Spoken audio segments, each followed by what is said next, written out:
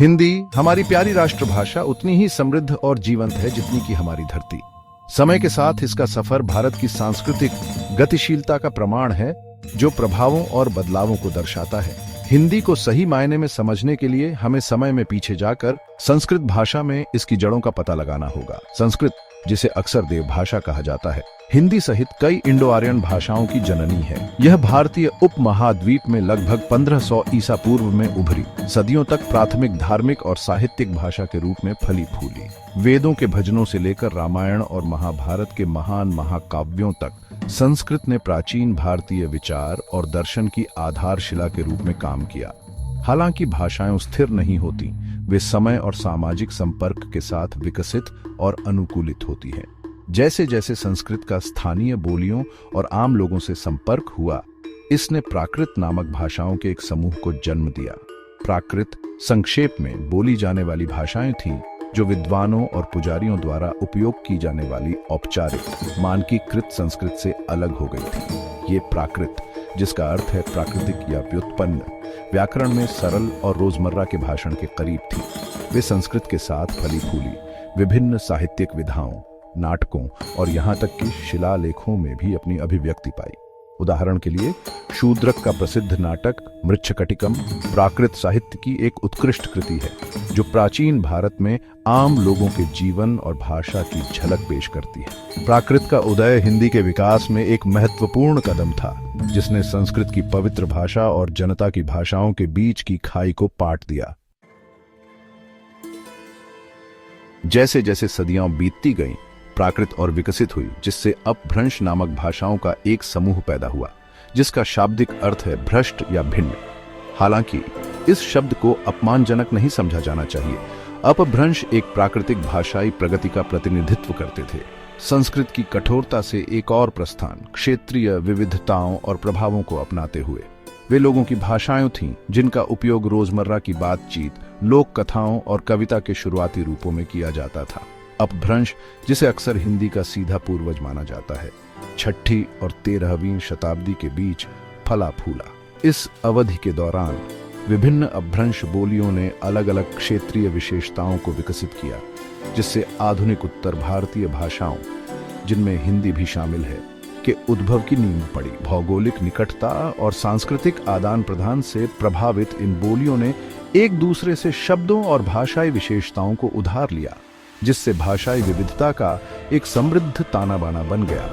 ऐसा ही एक अपभ्रंश, जिसे सौरसेनी अपभ्रंश के रूप में जाना जाता है, जो दिल्ली और वर्तमान उत्तर प्रदेश के आसपास के क्षेत्र में बोली जाती थी, जिसे अब हम हिंदी के रूप में जानते हैं, के निर्माण में विशेष रूप से प्रभावशाली साबित हुई।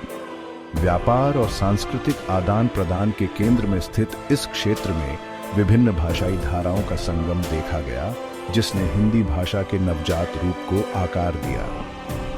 अपभ्रंश की उपजाऊ भूमि में बोए गए हिंदी के बीज अंकुरित होने लगे थे, जो उत्तर भारत के विविध भाषाई परिदृश्य से पोषण प्राप्त कर रहे थे। मध्ययुगीन काल में भारत में तुर्की और अफगान शासकों के आगमन ने भाषाई और सांस्कृतिक आदान प्रदान के एक नए युग की शुरुआत की। फारसी, प्रशासन और अभिजात वर्ग की भाषा विकासशील हिंदी भाषा पर अपना प्रभाव डालने लगी।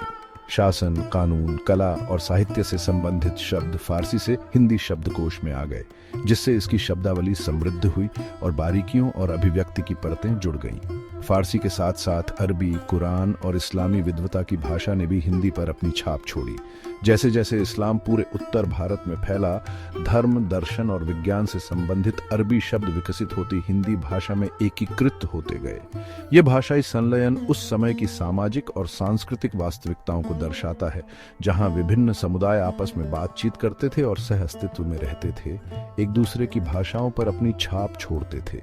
इस भाषाई पिघलने वाले बर्तन के बीच हिंदी की एक विशेष बोली, जिसे खड़ी बोली के रूप में जाना जाता है, दिल्ली और उसके आसपास प्रमुखता हासिल करने लगी।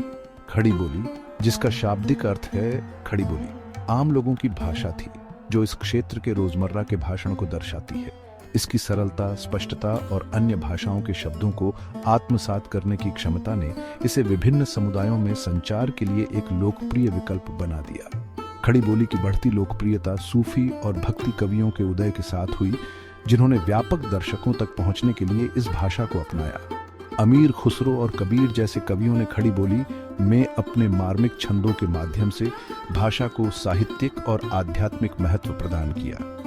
उनकी रचनाएं धार्मिक और सामाजिक सीमाओं को पार करती हुई एक साझी सांस्कृतिक पहचान बनाती हैं और आधुनिक हिंदी के अग्रदूत के रूप में खड़ी बोली की स्थिति को मजबूत करती है। भारत में अंग्रेजों का आगमन हिंदी के विकास में एक महत्वपूर्ण मोड़ था। चूंकि ब्रिटिश प्रशासन शासन और शिक्षा के लिए एक मानकीकृत भाषा स्थापित करना चाहता था, इसलिए उनके सामने हिंदी और उर्दू के बीच चुनाव करने की चुनौती थी। उर्दू अपनी फारसी अरबी लिपि और फारसी और अरबी शब्दावली के अधिक महत्वपूर्ण प्रभाव के साथ मुगल दरबार की भाषा के रूप में प्रमुखता प्राप्त कर चुकी थी। हालांकि भारतेंदु हरिश्चंद्र जैसी दूरदर्शी हस्तियों के नेतृत्व में हिंदी के समर्थकों ने देवनागरी लिपि में लिखी हिंदी के लिए अपना समर्थन दिया। उन्होंने तर्क दिया कि हिंदी संस्कृत में अपनी जड़ों और जनता से अपने जुड़ाव के साथ राष्ट्रभाषा बनने के लिए अधिक उपयुक्त थी। हरिश्चंद्र ने अपने साहित्यिक योगदान और वकालत के माध्यम से हिंदी व्याकरण के मानकीकरण और विभिन्न क्षेत्रों में इसके उपयोग को बढ़ावा देने में महत्वपूर्ण भूमिका निभाई। हिंदी और उर्दू को लेकर बहस अक्सर राष्ट्रवाद के बढ़ते ज्वार के साथ जुड़ जाती है। हिंदी, जिसे देश की मिट्टी के सपूतों की भाषा के रूप में देखा जाता है, औपनिवेशिक शासन के खिलाफ सांस्कृतिक प्रतिष्ठान का प्रतीक बन गई। 1947 में भारत की स्वतंत्रता के बाद देवनागरी लिपि में लिखी हिंदी को अंग्रेजी के साथ भारत की आधिकारिक भाषा के रूप में अपनाया गया था। इस फैसले ने एक ऐतिहासिक क्षण को चिह्नित किया, जिसमें एक विविध राष्ट्र में राष्ट्रीय पहचान को आकार देने और एकता को बढ़ावा देने में हिंदी की केंद्रीय भूमिका को मान्यता दी गई। आज हिंदी विश्व स्तर पर सबसे अधिक बोली जाने वाली भाषाओं में से एक है, जो इसकी समृद्ध भाषाई विरासत और सांस्कृतिक महत्व का प्रमाण है। अपनी प्राचीन संस्कृत जड़ों से लेकर प्राकृत, अपभ्रंश और फारसी और अरबी के प्रभाव के माध्यम से अपनी यात्रा तक, हिंदी एक ऐसी भाषा के रूप में उभरी है जो भारत की समावेशिता और सांस्कृतिक संश्लेषण की भावना का प्रतीक है। यह एक एकीकृत शक्ति के रूप में कार्य करती है, जो भारत और प्रवासियों में लाखों लोगों को जोड़ती है, अपने शब्दों के भीतर एक गौरवशाली अतीत की गूंज और एक उज्जवल भविष्य की आकांक्षाओं को समेटे हुए है।